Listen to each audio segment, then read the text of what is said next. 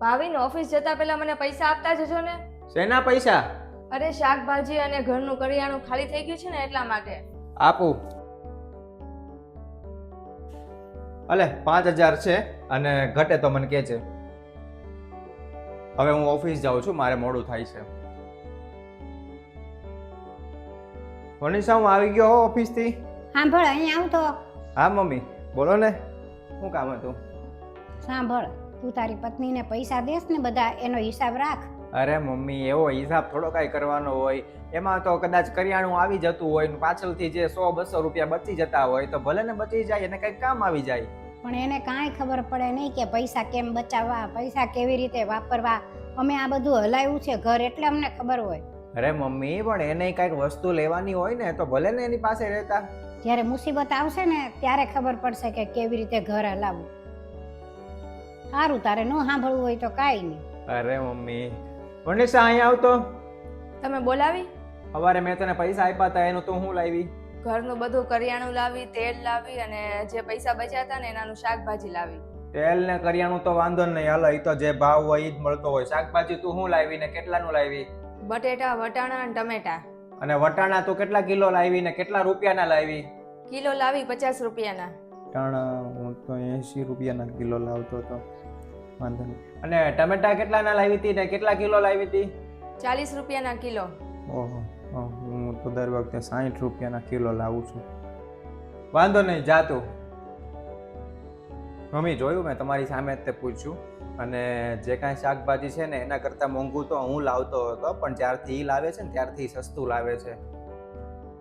એટલે હિસાબ કરવાની જરૂર નથી, એ બરોબર જ એને વાપરતા આવડે છે અને એને ખબર છે કે ઘર કેવી રીતે ચલાવવું.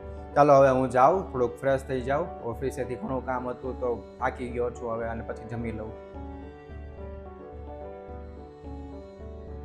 કેમ મમ્મી ચિંતામાં બેઠા છો? શું થયું? આ ડોક્ટરે આંખનું ઓપરેશન કરવાનું કીધું છે. ઓહો હો, હવે તો એમાં તો ખર્ચો થઈ જતો હશે ને વધારે. કેટલો કીધો ખર્ચો, કાંઈ ખબર છે? 60,000 કીધા. મમ્મી, 60,000 રૂપિયા તો મારી પાસે અત્યારે નહીં હોય, કેમ કે હજી તો હમણાં જ તે મહિનો પૂરો થયો અને હમણાં જ બધું આપણે ખર્ચા પૂરા કર્યા. હવે તો પગાર આવે ત્યારે થાય, થોડીક રાહ જોવી પડશે તમારે. પણ ડોક્ટરે કીધું કે જેટલું બને એટલું જલ્દી ઓપરેશન કરાવો, નહીંતર આંખ ખરાબ થઈ જશે.